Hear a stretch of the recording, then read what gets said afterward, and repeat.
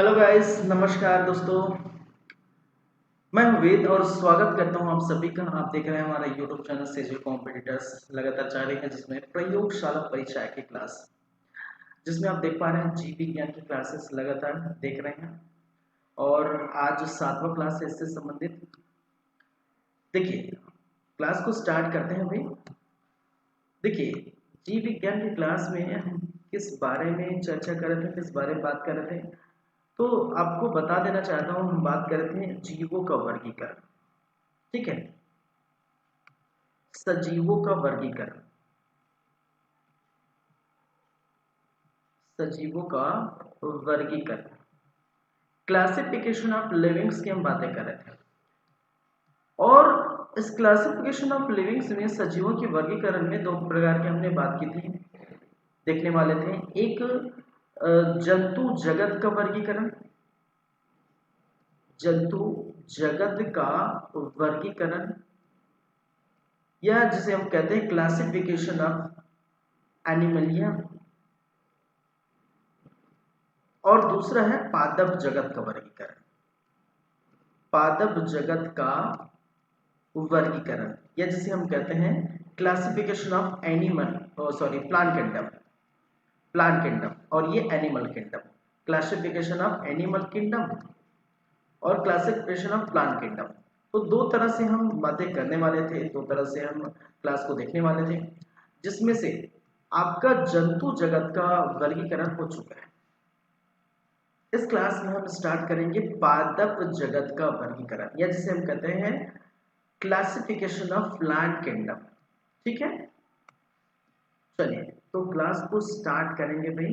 ये जंतु जगत का वर्गीकरण हम देख चुके हैं, पिछले 5-6 क्लास से यही हम देख पा रहे हैं। और मैं बार बार बोलूँ, उसके नाम याद रखेंगे, उदाहरण के एग्जाम्पल से नाम याद रखेंगे। ठीक है, चलिए स्टार्ट करते हैं पादप जगत का वर्गीकरण।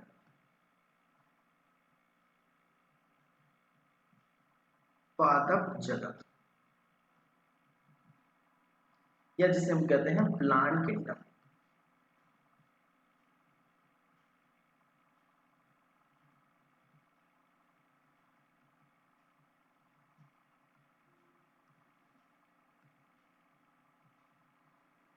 चलिए थोड़ा इंट्रोडक्शन देख लेते हैं, थोड़ा इनके परिचय को जान लेते हैं, थोड़ा परिचय की बातें कर लेते हैं, इंट्रोडक्शन की बातें कर लेते हैं। चलिए तो देखिए, हमने कहा था भाई, क्लास जब मैंने स्टार्ट किया था, क्लासिफिकेशन ऑफ लिविंग्स की या क्लासिफिकेशन ऑफ सजीवों की हमने बात की थी।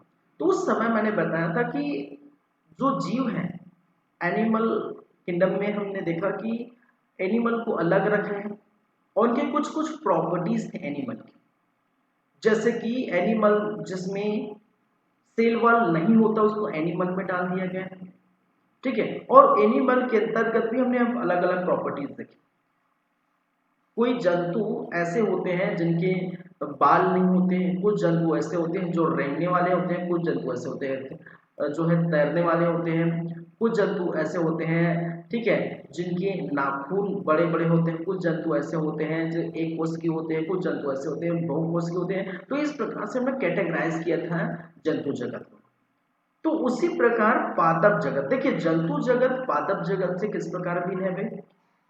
और हमने कहा था कि जंतु जगत में सेल वॉल नहीं पाया जाता। ठीक है, ये जिसे हम कहते हैं कोशिका भित्ति नहीं मिलती, तो उसको हमने जंतु जगत में डाल दिया। और पादप जगत या प्लांट किंगडम में किसको डाला है, जिसमें सेल वॉल प्रेजेंट होता है या जिसमें कोशिका भित्ति उपस्थित होती है, उसको हमने नाम दिया सेल वॉल की कैटेगरी में रखा है, सॉरी पादप जगत की कैटेगरी में रखा है। ठीक है, तो थोड़ा उसी परिचय को जान लेते हैं और इसको अलग से अलग कैटेगराइज करेंगे। पादप जगत का वर्गीकरण, पादपों में भी वर्गीकरण हमने किए। ठीक है, और ये इसलिए भी किया जाए कि कई पौधे छोटे होते हैं, कई पौधे बड़े होते हैं, कई एक जिसमें एक बीज पत्री होती है, कई द्विबीज पत्री होती है, कई पौधे के बीच में जो आवरण नहीं होता, कई जल में पाए जाते हैं, कई भूमि के ऊपर पाए जाते हैं, कोई प्रकाश संश्लेषण करता है, कोई प्रकाश संश्लेषण नहीं करता। ये कुछ कैटेगरीज है, इसी कैटेगरीज के आधार पर इसको वर्गीकरण हम किए। ठीक है, तो थोड़ा इंट्रोडक्शन देख लेते हैं क्या क्या। चलिए, तो पादपों का वर्गीकरण के आधार में यहाँ पर हम बात करें पादपों का अध्ययन, तो सबसे पहले आपको याद रखना है पादपों का अध्ययन। अध्ययन या जिसे हम कहते हैं स्टडी ऑफ प्लांट। क्या कहते हैं भाई? Study of plant. पादपों का वर्गीकरण या स्टडी ऑफ प्लांट किंगडम या स्टडी ऑफ प्लांट हम बोल सकते हैं। ये कहलाता क्या है? तो उसको हम बोलते हैं वनस्पति विज्ञान। इसको बोलते हैं वनस्पति विज्ञान, या जिसे कहा जाता है बॉटनी। क्या कहते हैं भाई? बॉटनी। वनस्पति विज्ञान या बॉटनी कहते हैं। जब हम किसका अध्ययन करते हैं? पादपों का अध्ययन करते हैं, तब उसे क्या कहा जाता है? बॉटनी कहते हैं। जैसे जंतुओं का अध्ययन जूलॉजी कहलाता है। ठीक है, अब जानते हैं जंतुओं का अध्ययन क्या कहलाता है भाई? स्टडी ऑफ एनिमल क्या कहलाता है? इसको हम कहते हैं जूलॉजी के अंतर्गत आता है। और जब पादपों का अध्ययन करते हैं तो उसे हम बॉटनी कहते हैं। ठीक है, और इस पर आप एक चीज याद रखिए, फादर ऑफ, देखिए फादर ऑफ जूलॉजी कौन है भाई? देखिए नाम याद रखिए, फादर ऑफ जूलॉजी और फादर ऑफ बायोलॉजी। याद रखेंगे, father of zoology and father of, मैं ये लिखना, फादर ऑफ जूलॉजी एंड जो है बायोलॉजी। तो फादर ऑफ जूलॉजी और बायोलॉजी की बात करें तो वो क्या है? अरस्तु। ठीक है, कौन है भाई? अरस्तु है। कौन है? अरस्तु। तो फादर ऑफ जूलॉजी हो गए या फादर ऑफ बायोलॉजी हो गए, उसको हम कहते हैं अरस्तु। ये आप जानते होंगे, पढ़े होंगे, याद होगा। चलिए अब इस पर आते हैं। हम अभी किसकी बात कर रहे हैं? बॉटनी की बात करें तो फादर ऑफ बॉटनी,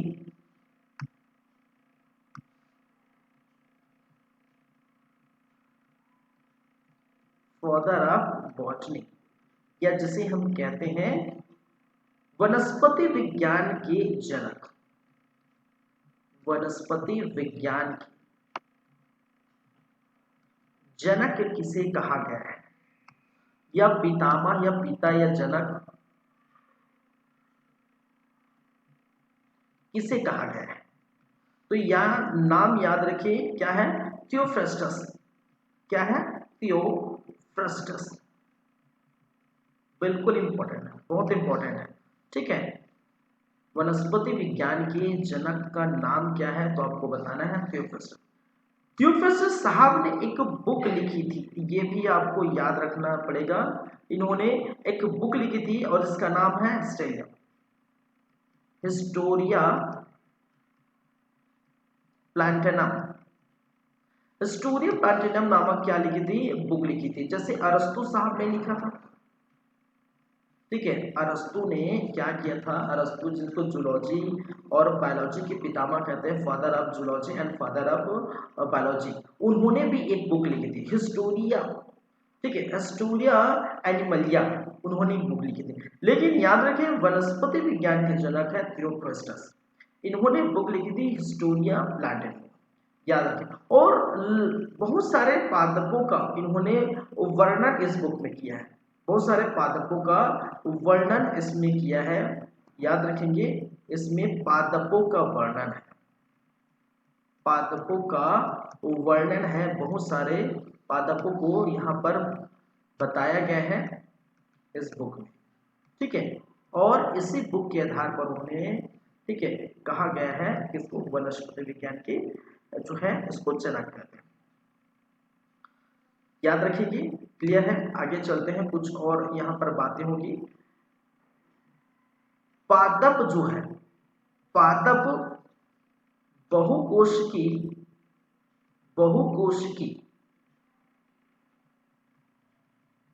एवं यूकैरियोटिक होते हैं। क्या होते हैं?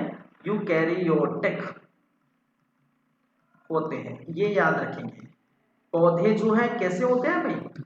बहुकोशिकी यूकैरियोटिक होते हैं। हम कैटेगराइज किए थे सेल सेल को हमने दो भागों में बांटा था। एक जो है प्रोकैरियोटिक होता है, दूसरा यूकैरियोटिक। प्रोकैरियोटिक में यूनिसेलुलर होता है, प्रोकैरियोटिक में यूनिसेलुलर और जो है मल्टीसेलुलर दोनों होता था, ठीक है। और जो प्रोकैरियोटिक होते हैं, सॉरी यूकैरियोटिक होते हैं और जो बहुकोशिकीय होते हैं जिसमें सेल वॉल पाया जाता है, जो प्रकाश संश्लेषण कर सकते हैं, इसको हमने पौधे की कैटेगरी, इसमें पौधे के कैटेगरी आते हैं, ठीक है। और जिसमें बहुकोशिकीय होते हैं, जिसमें यूकैरियोटिक होते हैं, जिसमें सेल वॉल उपस्थित नहीं होता, जो प्रकाश संश्लेषण नहीं करते, उसमें एनिमल आते हैं, ठीक है। ये आपको पता होना चाहिए, पता होगा क्योंकि मैं पढ़ा चुका हूँ ये बात।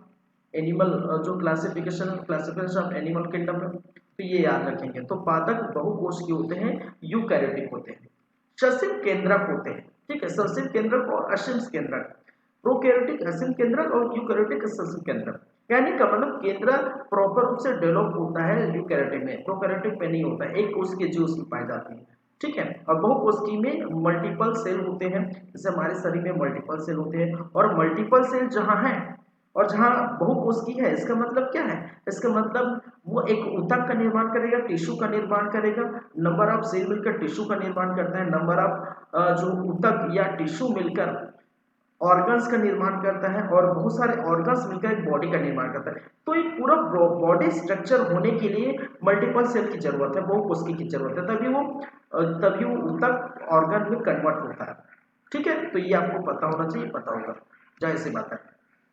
फिर हम बात कर में इनमें सेल वॉल, या जिसे हम कहते हैं कोशिका भित्ति,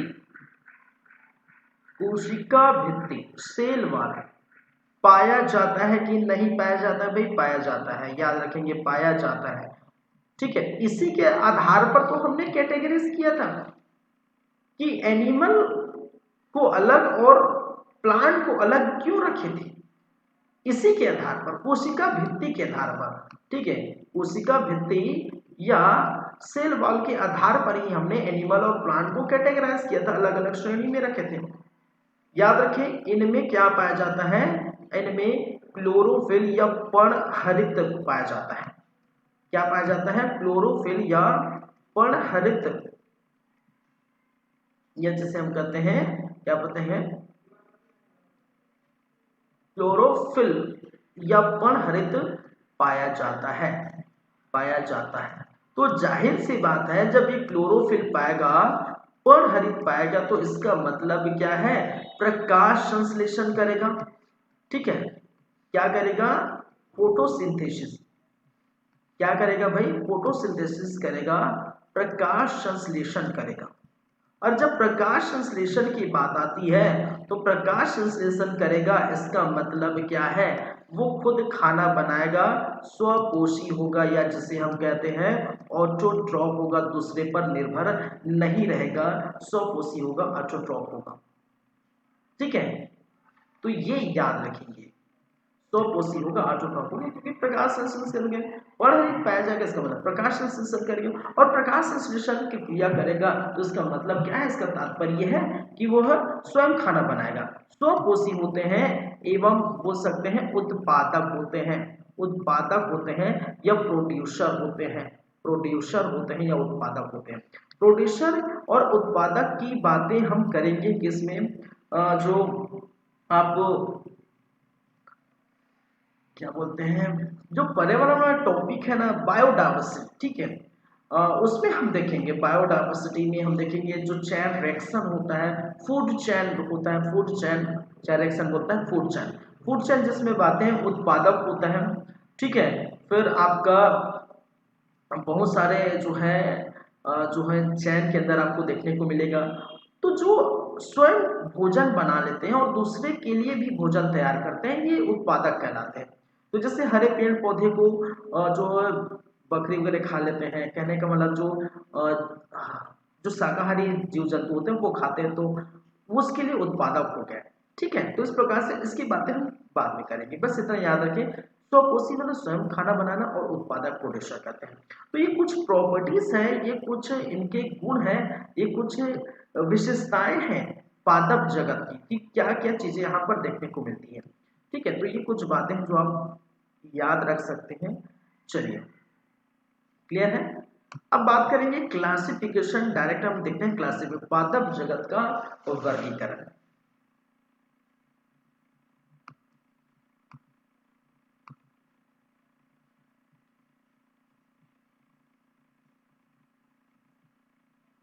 पादप जगत का वर्गीकरण, या जिसे हम कहते हैं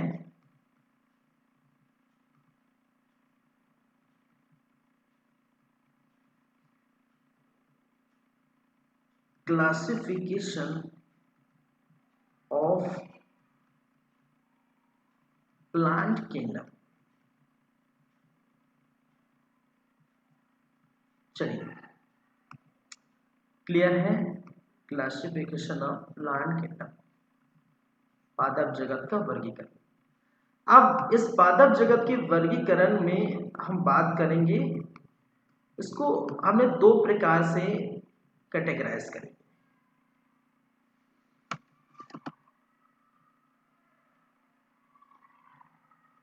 इसको दो तरह से वर्गीकरण करेंगे। एक वर्गीकरण जिसे हम कहेंगे अपुष्पी पादप,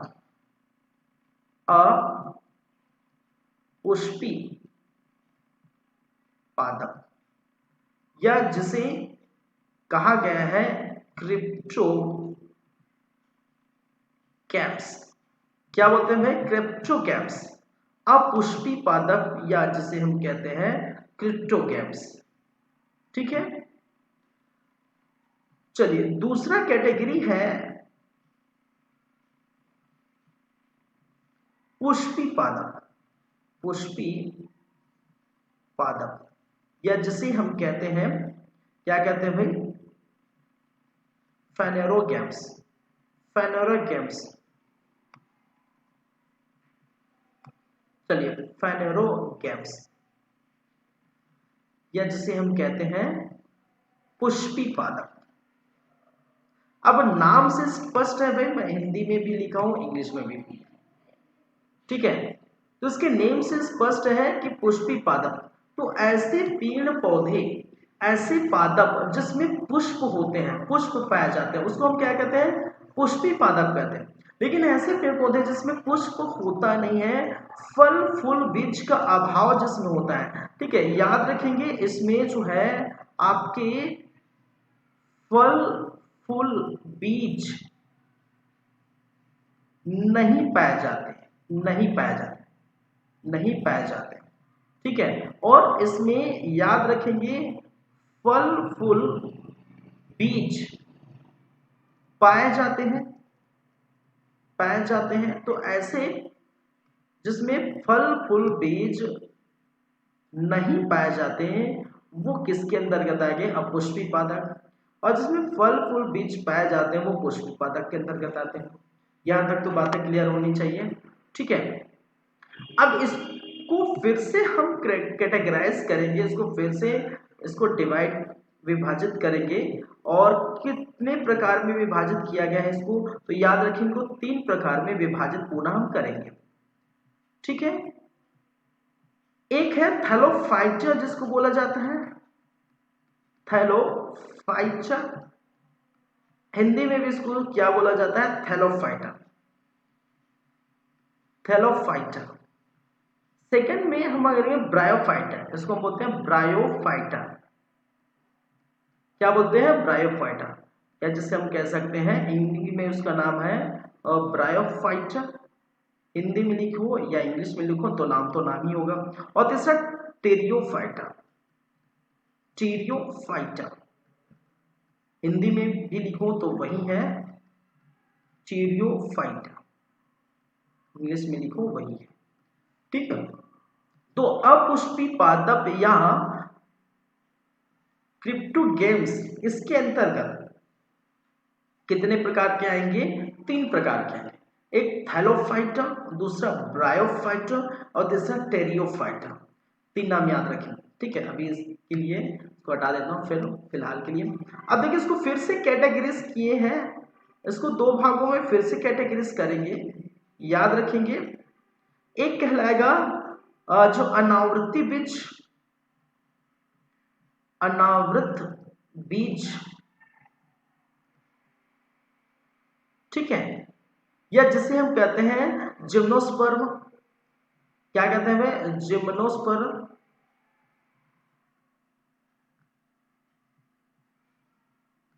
दूसरा है आवृत्ति बीज। आवृत्ति बीज या जिसे कहते हैं एंजियोस्पर्म। क्या बोलते हैं? एंजियोस्पर्म। तो एक कहलाता है जिम्नोस्पर्म और दूसरा एंजियोस्पर्म। इसको फिर से पुनः डिवाइड करेंगे किसको? देखिए यहां पर याद रखिए, जो अनावृत्ति बीज है, ठीक है, जो अनावृत्ति बीज है, अनावृत बीज, और इस अनावृत बीज में याद रखेंगे जो बीज होता है, जो सीड होता है, ठीक है, क्या होता है भाई? जो बीज होता है, जो सीड होता है, ये बीज है और बीज होता है, सीड होता है, उसके बाहर जो कवर होता है, लेयर होता है, वो इसमें नहीं पाया जाता। ठीक है, बीज में जो कठोर वर्ग का जो लेयर होता है, जो कवरिंग करी रहती, कोटिंग करी रहती है, ठीक है, तो वो नहीं पाया जाता। बीज में कवर या कोटिंग नहीं मिलता अनावृत्ति बीज में। और आवृत्ति बीज में ये बीज में जो कोटिंग है, बीज में जो कवरिंग है, ये बीज है और उसके बाहर कोटिंग रहता है, कवरिंग रहता है, ठीक है, एक कठोर नुमा संरचना होता है, वो पाई जाती है। तो इसी के आधार पर बीज में कोटिंग है कि नहीं, बीज में कवरिंग लगा है कि नहीं, उसी के आधार पर दो प्रकार में इसको विभाजित किया है। ठीक है, तो जिसमें कोटिंग पाया जाता है, जिसमें कवर पाया जाता है, उसको आवृत्ति बीज में रखा, जिसमें कवर नहीं पाया जाता उसको अनावृत्ति बीज में हमने रखा। ठीक है, चलिए चीजें क्लियर है। फिर याद रखेंगे, फिर से इसको हमने विभाजित किया है, फिर से कैटेगराइज किया है दो भागों में। आवृत्ति बीज या एंजियोस्पर्म को दो भागों में इसको विभाजित किया।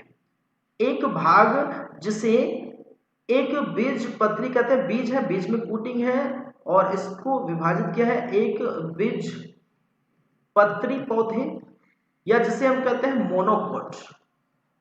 मोनोकोट। ठीक है, एक कोटिंग किया गया है, और जो है द्विबीजपत्री, और द्विबीजपत्री जिसमें हम कहते हैं डाइकोट, जिसको हम कहते हैं डाइकोट। दो में क्या किया है? कोटिंग किया है। तो मोनोकोट और दूसरा है डाइकोट। तो याद रखेंगे ये अनावृत्ति बीज या एंजियोस्पर्म के ही क्या है, जो है इसके विभाजन है। चलिए भाई, चीजें क्लियर होनी चाहिए और आपको समझ में आनी चाहिए। मैं एक बार फिर से रिपीट करता हूं, ये चार्ट है, ये आपको याद रखना है, किसका है? पादप जगत का वर्गीकरण। जैसे हमने जंतु जगत का वर्गीकरण हमने देखे, ठीक है, जंतु जगत के वर्गीकरण में हमने अलग से कॉर्डेटा संघ को अलग रखा, नॉन कॉर्डेटा संघ को अलग रखा था, और नॉन कॉर्डेटा संघ के अंतर्गत फिर से उसको डिवाइड किए थे प्रोटोजोआ और मेटाजोआ में। फिर मेटाजोआ को फिर से कैटेगराइज किया था, पोरीफेरा, सिलेंट्रेटा, प्लेटाहेलमिन्थिस, एस्केहेलमिन्थिस, एनिलिडा, ठीक है, फिर आपका, ठीक है, आर्थ्रोपोडा, मोलस्का, ठीक है, ये सारे हमने क्या किए थे? कैटेगराइज किए थे भाई, जीव जगत के वर्गीकरण, जंतु जगत के वर्गीकरण में। उसी प्रकार पादप जगत के वर्गीकरण में भी कैटेगराइज किया, ठीक है। तो पादप जगत और जंतु जगत क्यों अलग अलग रखे हैं? जैसे कि मैंने बताया, इसमें सेल वॉल प्रेजेंट होता है, कोशिका भित्ति के आधार पर इसको अलग अलग हमने रखे।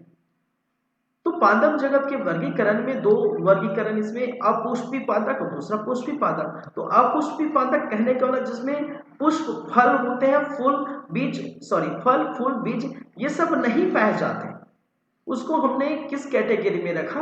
अपुष्पी पादप।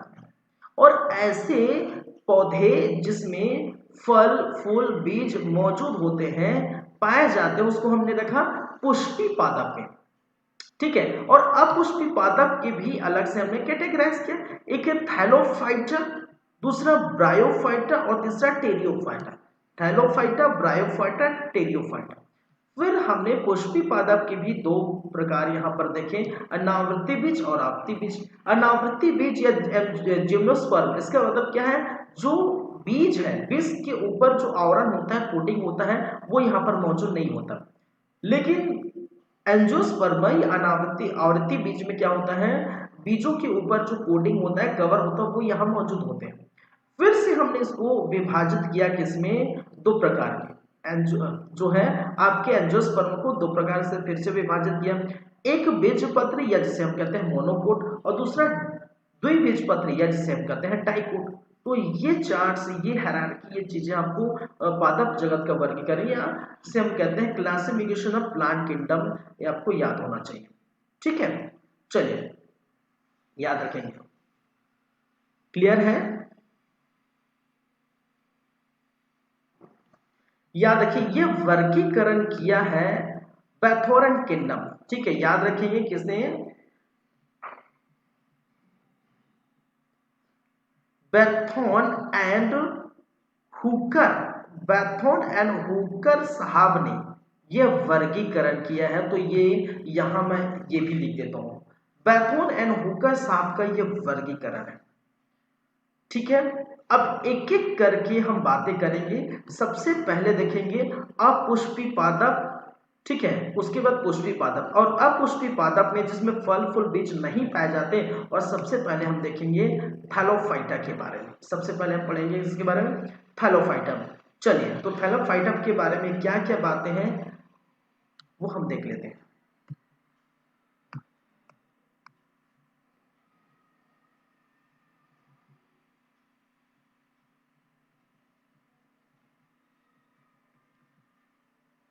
थैलोफाइटा या इंग्लिश में भी सो वही नाम देते हैं, थैलोफाइटा।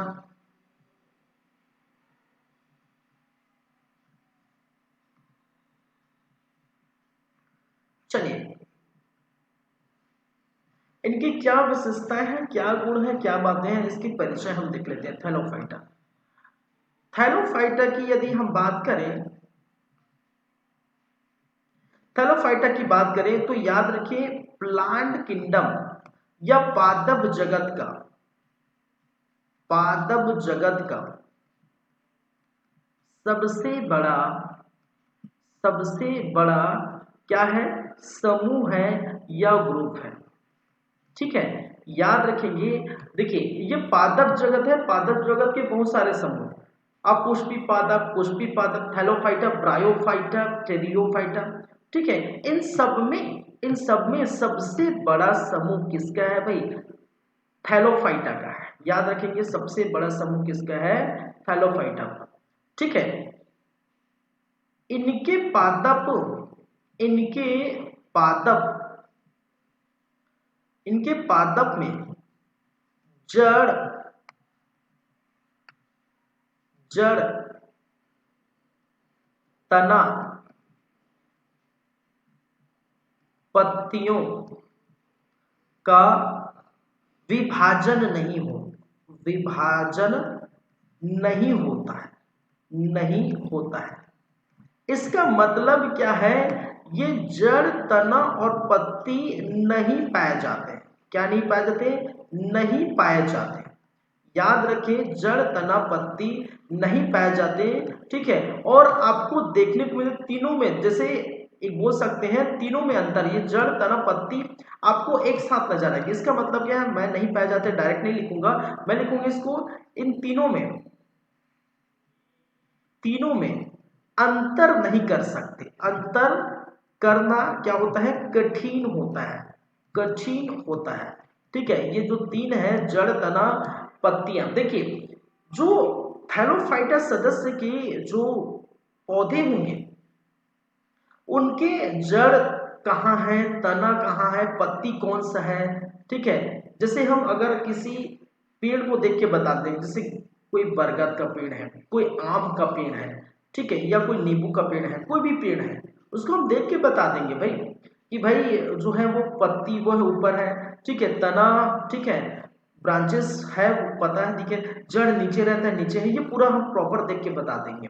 लेकिन जो थैलोफाइटा के सदस्य के जो पौधे होते हैं उनमें जड़, तना, पत्ती एक तरह से अभाव हम बोल सकते हैं। क्यों? क्योंकि इसमें समझ ही नहीं आता इसमें जड़ कौन सा है, इसमें तना कौन सा है, इसमें पत्ती कौन सा है, हम डिफ्रेंशिएट नहीं कर पाते। ठीक है, ये कठिन हो जाता है डिफ्रेंशिएट करना। ठीक है, इसको बोलते हैं एक थैलस के रूप में रहता है। ये जो थैलोफाइटा का नाम इसलिए पड़ा क्योंकि ये जो है पौधे, इनके पौधे थैलस के रूप में होते हैं, के रूप में होते हैं। थैलस का मतलब होता है एक तरह से स्प्रेड, फैला हुआ, स्प्रेड हुआ, फैला हुआ रहता है।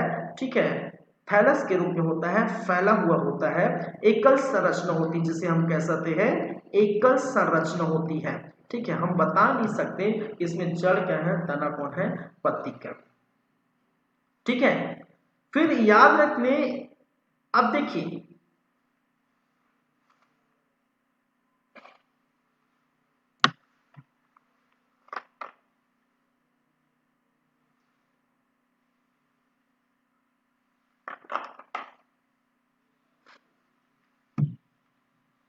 चलिए नेक्स्ट दूसरे पेज में ले चलते हैं। इसमें इसमें संवहनी ऊतक, संवहनी ऊतक, जाइलम एंड फ्लोएम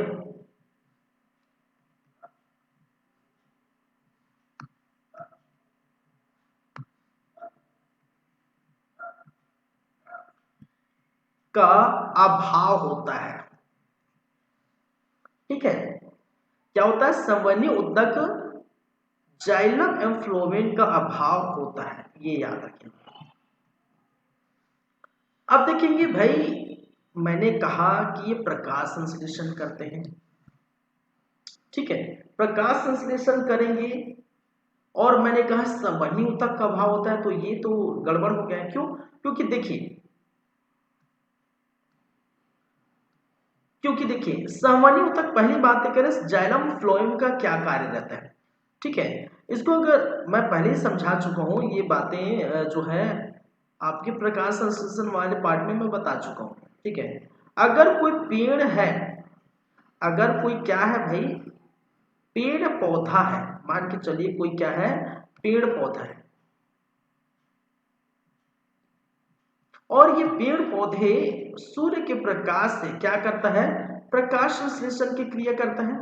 ठीक है, क्या करता है, प्रकाश संश्लेषण करता है, संश्लेषण करता है, और प्रकाश संश्लेषण के द्वारा अपना भोजन स्वयं तैयार करता है।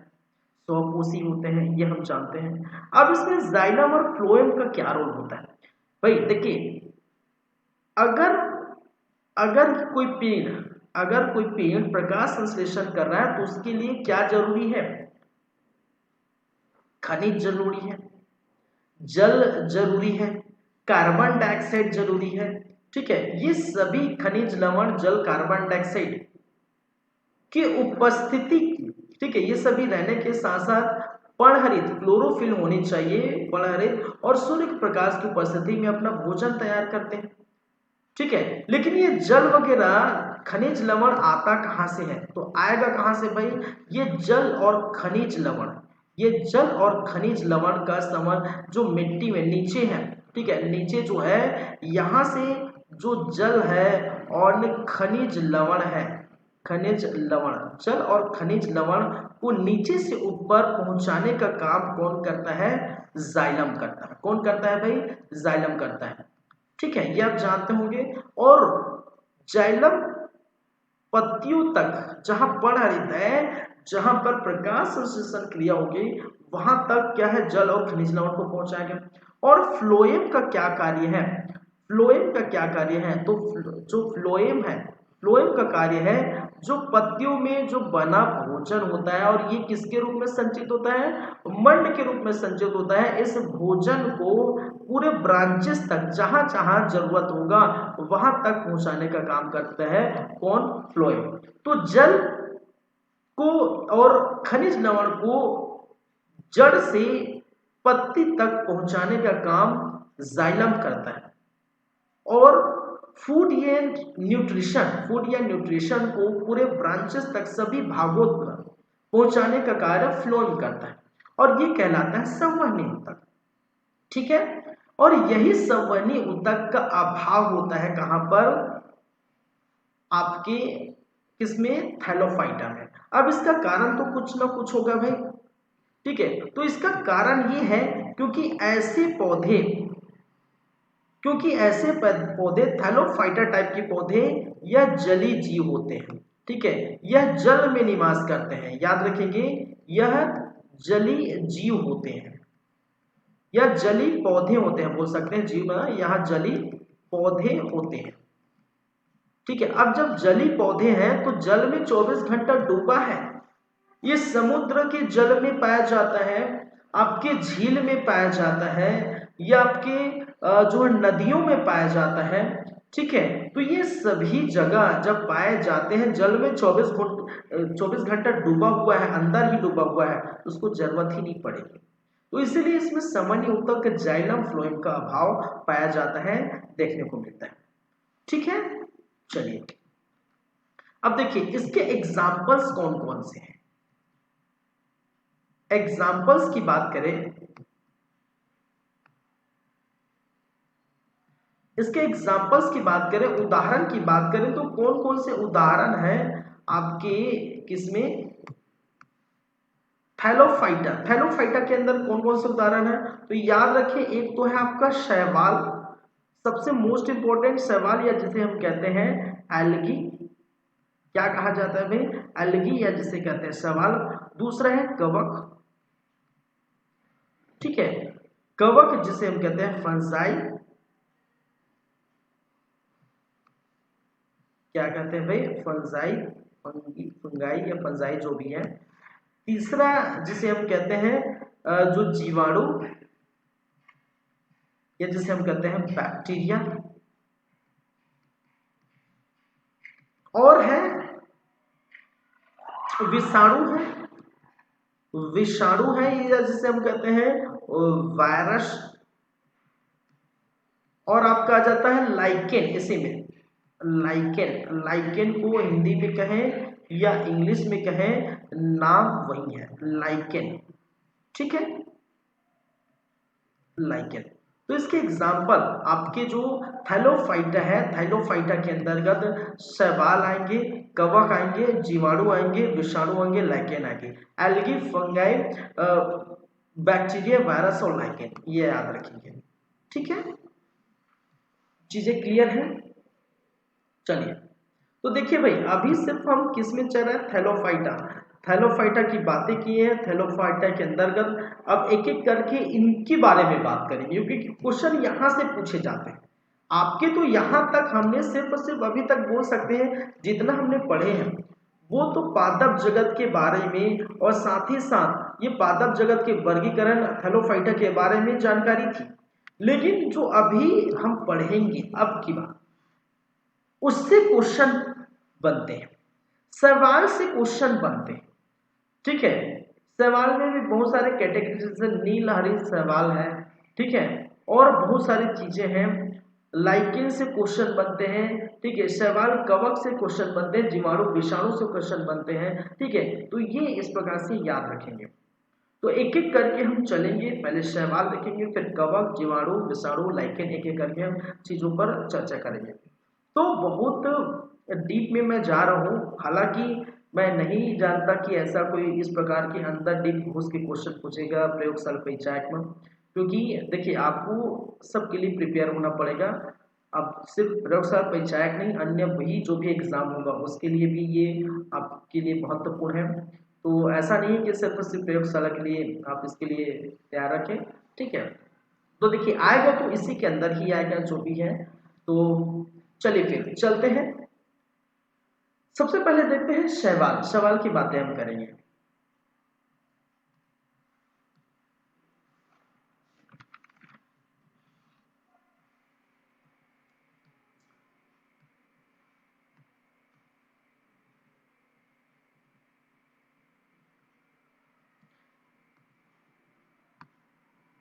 सबसे पहले शैवाल है, जिसे कहा जाता है एल्गी।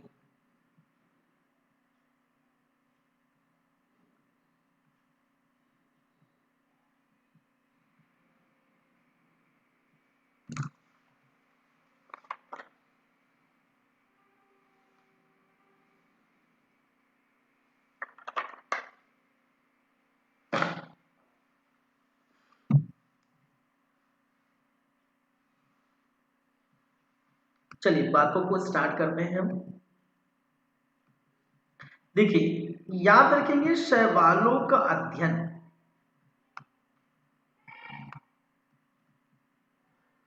शैवालों का अध्ययन, या जिसे हम कहते हैं study of algae, study of algae या शैवालों का अध्ययन कहलाता है एल्गोलॉजी, या इसे हम कहते हैं फाइकोलॉजी। याद रखेंगे फाइकोलॉजी क्या कहलाता है भाई, फाइकोलॉजी, या कहीं न कहीं इसको हम दूसरे नाम से भी जानते हैं, एल्गोलॉजी के नाम से जानते हैं। ठीक है, याद रखेंगे फाइकोलॉजी कह सकते हैं, या दूसरे शब्द में इसको बोलते हैं एल्गोलॉजी। बेटर होगा आप फाइकोलॉजी कहें। ठीक है, खासकर क्योंकि ये आपके बुक में भी लिखा हुआ है, बुक में आपको फाइकोलॉजी दिया गया है, तो याद रखेंगे। चलिए नेक्स्ट, देखिए ये हो गया। अब देखिए जो शैवाल होते हैं वो किस प्रकार के जीव होते हैं, सॉरी किस प्रकार के पौधे होते हैं, एक कोश की, हाँ जीव बोलती है वो भी सही भाई, क्योंकि जीव ही है। ठीक है, और एक कोश की एवं बहुकोश की, बहुकोश की। ठीक है, तो याद रखें एक कोश की एवं बहुकोश की दोनों होते हैं, दोनों प्रकार के पाए जाते हैं। ठीक है, देखिए शैवाल की हम बातें करेंगे, याद रखेंगे शैवाल आपके जो थैलोफाइटा वर्ग में हमने जो देखे हैं, थैलोफाइटा वर्ग में हमने देखे हैं इतने सारे चीजें पाए जाते हैं, और बहुत सारे हैं थैलोफाइटा में। ये तो प्रमुख नाम है, प्रमुख ऐसे पौधों के प्रमुख अतः प्लांट्स के नाम है। ठीक है, प्रमुख अतः जीवों के नाम, प्लांट नहीं बोल सकते, जीवों के नाम है, प्रमुख ऐसे जीवों के नाम है जो आपके थैलोफाइटा वर्ग में आएंगे। ठीक है, लेकिन इनमें से कम आपके जो बहुत ज्यादा, ठीक है, लगभग हम बोल सकते हैं 50% से ऊपर यहां पर किसके मिलते हैं, आपके शैवाल मिलते हैं। ठीक है, ज्यादातर क्या मिलते हैं, बहुत अधिक मात्रा में क्या मिलता है, आपकी शैवाल उपस्थित होता है, याद रखेंगे। ठीक है,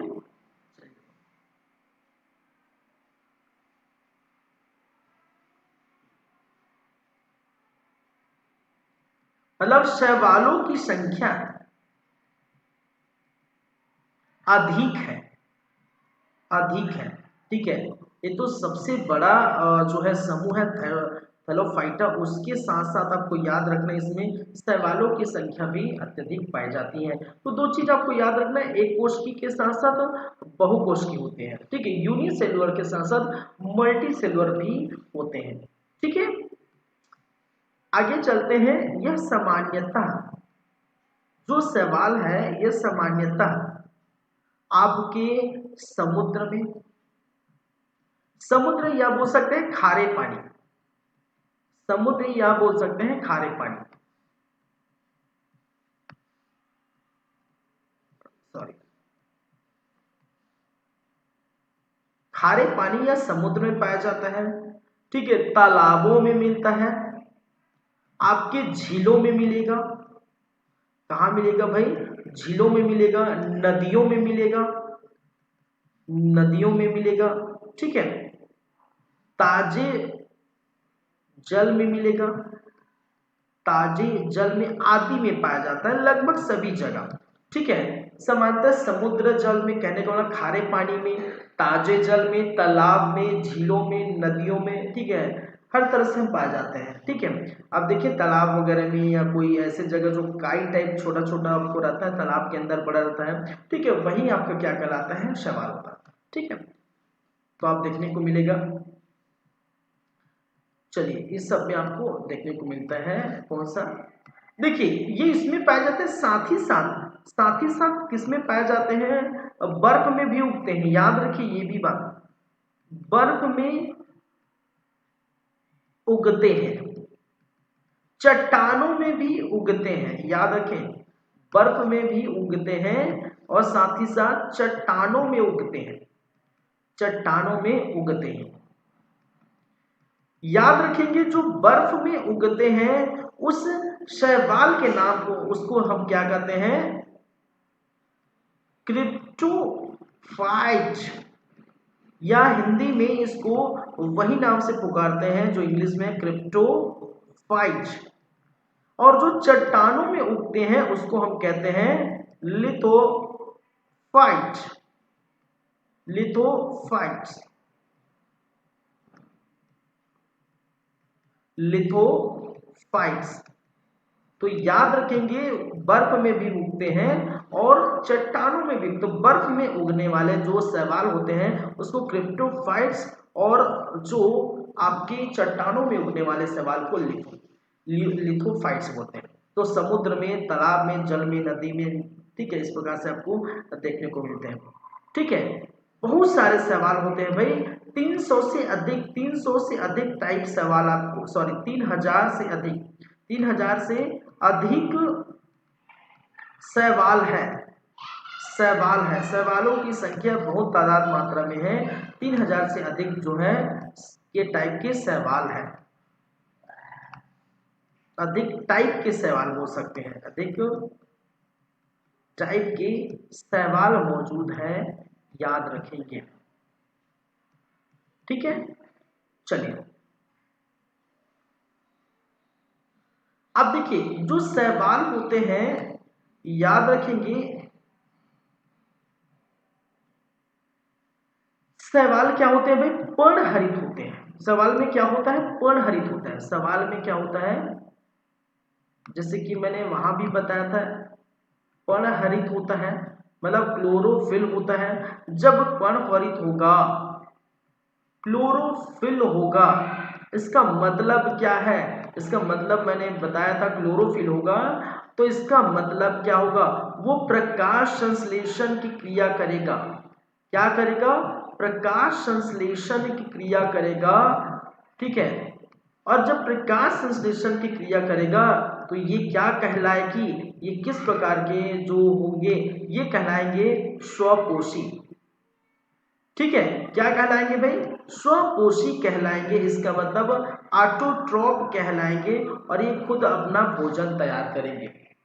ठीक है, अब जब भोजन तैयार करेंगे, याद रखें जो भोजन होगा, इसका जो भोजन होगा वो किसके रूप में, वो मंड के रूप में ये संचित की जाएंगी। किसके रूप में संचित की जाती है भाई, मंड के रूप में संचित की जाती है भोजन। तो ये चीजें आपको याद रखिए, सवाल में पर्णहरित होगा, ठीक है, क्लोरोफिल होगा, तो ये प्रकाश संश्लेषण की क्रिया से भोजन बनाएंगे। ठीक है, देखिए जैसे कि मैंने बताया था, ठीक है, जैसे कि मैंने कहा था कि अगर कोई पेड़ होता है तो प्रकाश संश्लेषण की क्रिया से, अगर कोई पेड़ है और ये सनलाइट की उपस्थिति में ये किस प्रकार की चीजों का निर्माण करता है, जैसे हम बात करें कि कार्बन डाइऑक्साइड, अगर हम बात करें 6 मॉलिक्यूल कार्बन डाइऑक्साइड को उपयोग करता है। ठीक है, 6 मॉलिक्यूल आपका जो है H2 उपयोग करता है, सॉरी 12 मॉलिक्यूल H2 उपयोग करता है, फिर ये बना रहता है C6H12O6, मतलब जिसे हम कहते हैं ग्लूकोज, C6H12O6। और ये उत्पादों के रूप में, सह उत्पादों के रूप में फिर आपको देखने को मिलेगा क्या है, आपके 6 जो है जल के अणु और 6 जो है कार्बन डाइऑक्साइड के अणु। इस प्रकार से आप देखते हैं जब प्रकाश संश्लेषण की ये अभिक्रिया है, प्रकाश संश्लेषण की अभिक्रिया में आपको देखने को मिलेगा। और ये क्या है भाई, ये ग्लूकोज है, ये इसको हम कहते हैं, क्या कहते हैं, ग्लूकोज, ग्लूकोज।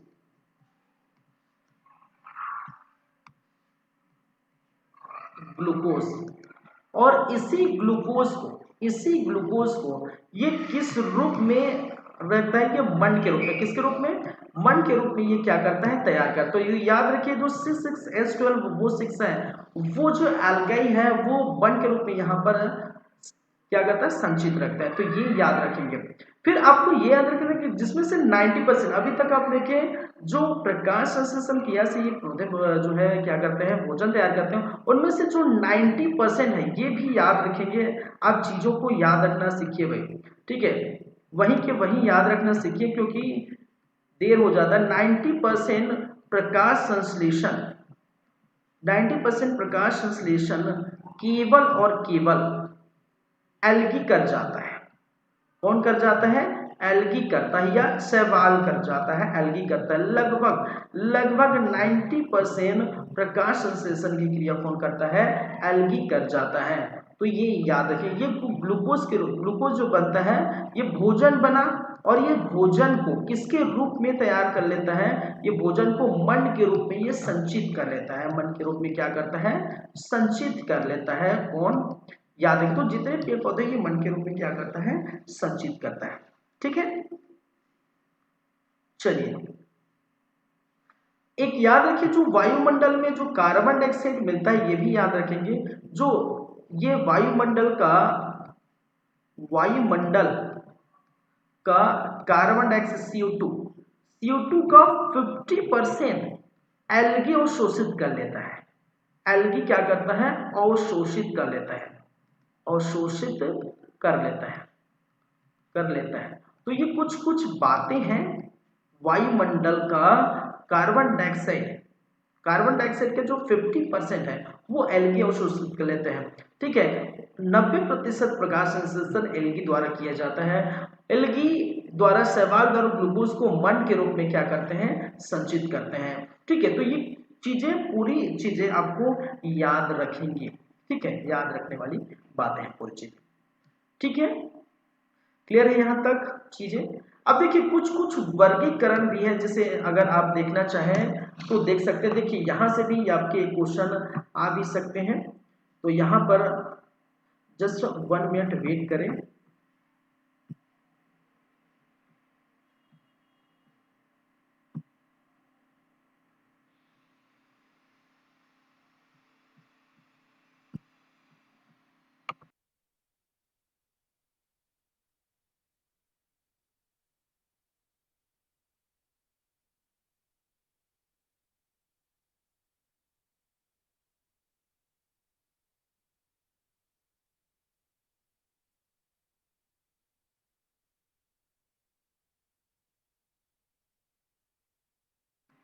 देखिए शायद आपको नजर आ रहा है कि नहीं आ रहा है, मुझे पता नहीं, लेकिन अगर आ रहा हो तो बहुत अच्छी बात है भाई।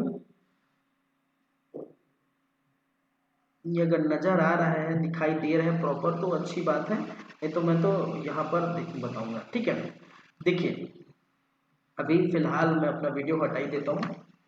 चलिए अगर हम बातें करें तो देख सकते हैं शैवालों का वर्गीकरण यहाँ पर किया गया है। ठीक है, शैवालों का वर्गीकरण, तो नाम याद रखें नहीं याद रखें कोई दिक्कत नहीं। F.E. फिंच ने शैवालों में उपस्थित जो वर्णक है, पिगमेंट है, ठीक है, उसके गुण फ्लैजिला की संख्या और संचित भोजन के आधार पर 11 वर्गों में विभाजित किया है शैवालों को। ठीक है, तो देखिए शैवाल के कुछ 11 वर्ग हैं, इसको आप याद रख सकते हैं। ठीक है, क्लोरोफाइसी, ठीक है, एक नाम है, क्या है? क्लोरोफाइसी।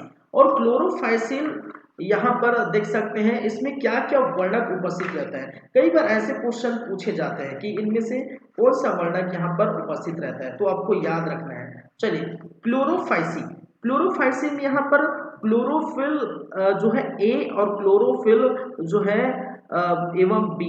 ठीक है, क्लोरोफिल ए और बी यहाँ पर मौजूद होता है, कैरोटीन यहाँ पर मौजूद होता है, जेंथोफिल मौजूद होता है, और इसी सामान्यतः इसको हरे शैवाल के नाम से जाना जाता है। ठीक है, ग्रीन एल्गी या जिसे हम कहते हैं हरे शैवाल, और अपना भोजन किसके रूप में संचित करता है? स्टार्च के रूप में, जैसे कि अभी जस्ट मैंने बताया। ठीक है, मंड, इसी को हम इंग्लिश में कहते हैं स्टार्च। मंड को ही क्या कहा जाता है भाई?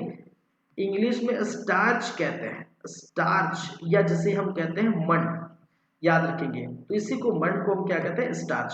तो स्टार्च के रूप में क्या किया जाता है? इसको संचित किया जाता है तेल के रूप में, तो याद रखेंगे। फिर वहीं पर बात करें ज़ैंथोफाइसी, एक और है, क्या है? ज़ैंथोफाइसी। क्या है? ज़ैंथोफाइसी। तो ज़ैंथोफाइसी, इसमें क्लोरोफिल एवं सी, ठीक है, बी नहीं पाया जाता, ए और सी पाया जाता है, और बीटा कैरोटीन यहाँ पर मिलता है, बीटा कैरोटीन मिलता है। फिर ज़ैंथोफिल पाया जाता है, ये पीले हरे शैवाल होते हैं, ठीक है, येलो ग्रीन एल्गी या जिसे हम कहते हैं पीले हरे शैवाल होते हैं और अपना वसा के रूप में इनको क्या करते हैं, संचित करते हैं, ठीक है। जो भोज्य पदार्थ है, जैसे कि यहाँ पर भोजन निर्माण होता है, उसी प्रकार से भोज्य पदार्थ उसका कहाँ पर करते हैं, ठीक है, किस प्रकार से करते हैं, वसा के रूप में। कौन सा, आपका ज़ैंथोफाइसी। फिर आपका क्राइसोफाइसी, एक और नाम है क्राइसोफाइसी, तीसरे नंबर पर देखें क्राइसोफाइसी। तो ये क्लोरोफिल ए ही पाया जाता है, फिर पी कैरोटीन, फिर ज़ैंथोफिल यहाँ पर मौजूद होता है। सुनहरे शैवाल कहा जाता है इसको, सुनहरे शैवाल के नाम से जाना, बोलचाल भाषा में, सामान्य भाषा में सुनहरे शैवाल कहते हैं, वसा के रूप में ये भोजन संचित करते हैं। फिर बैसिलेरियोफाइसी, क्लोरोफिल ए एवं क्लोरोफिल सी यहाँ पर मौजूद होता है, बीटा कैरोटीन यहाँ पर देखते हैं ज़ैंथोफिल, ठीक है, पीला और स्वर्ण रंग का यहाँ पर देखने को मिलता है, वसा के रूप में संचित किया है। फिर अगर पांचवें नंबर पर जाए तो क्रिप्टोफाइसी, ठीक है, क्रिप्टोफाइसी जो है इसके अंदर में फाइकोवेलेंस पाया जाता है, विभिन्न रंग के होते हैं, स्टार्च यहाँ पर देखने को मिलता है। फिर आपका डायनोफाइसी, छठा नंबर पर डायनोफाइसी है, क्लोरोफिल ए एम सी, फिर बीटा कैरोटीन ज़ैंथोफिल यहाँ पर देखते हैं, स्टार्च अथवा वसा के रूप में अपना भोजन क्या करते हैं, संचित करते हैं। फिर देख पाएंगे नेक्स्ट सातवें नंबर पर क्लोरोमोनाइडिनी ज़ैंथोफिल यहाँ पर पाया जाता है, वसा के रूप में यहाँ पर संत होते हैं। युग्लिना क्लोरोफिल ए एवं क्लोरोफिल बी के साथ बीटा कैरोटीन, फिर ज़ैंथोफिल यहाँ पर देखने को मिलेगा, पॉलीसैकेराइड, स्टार्च और वसा, ठीक है, पॉलीसैकेराइड, स्टार्च और वसा यहाँ पर देखने को मिलेगा। फिर आपको देखने को फियोफाइसी, ठीक है, क्या है, फियोफाइसी, और फियोफाइसी इसमें chlorophyll A, chlorophyll C, beta carotene, फिर ज़ैंथोफिल यहाँ पर देखें भूरे शैवाल, ठीक है, ब्राउन एल्गी या जिसे हम कहते हैं भूरे शैवाल। फिर यहाँ पर लैमिनेरी मैनिटोल पॉलीसैकेराइड यहाँ पर देखने को मिलेगा, ठीक है, जो है भोजन संचित होगा। फिर 10वां है रोडोफाइसी, इसमें क्लोरोफिल ए मौजूद होता है, क्लोरोफिल डी मौजूद होता है, फिर बीटा कैरोटीन, फिर ज़ैंथोफिल मौजूद होगा। इसको बोलते हैं लाल शैवाल, इसको होता है ना रेड एल्गी, इसमें फ्लोरिडिन, ठीक है, याद रखें फ्लोरिडिन एवं स्टार्च यहाँ पर आपको देखने को मिलेगा। साइनोफाइसी एंड या जिसको होता है मेक्सोफाइसी, साइनोफाइसी बोल सकते हैं, इसको मेक्सोफाइसी बोल सकते हैं।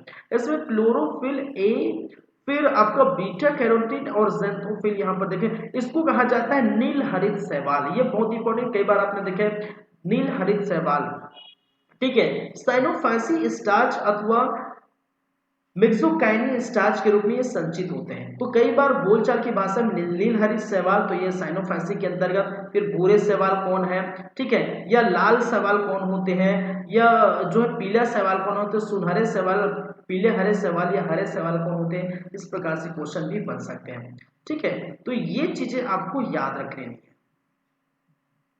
क्लियर है यहां तक बातें भाई?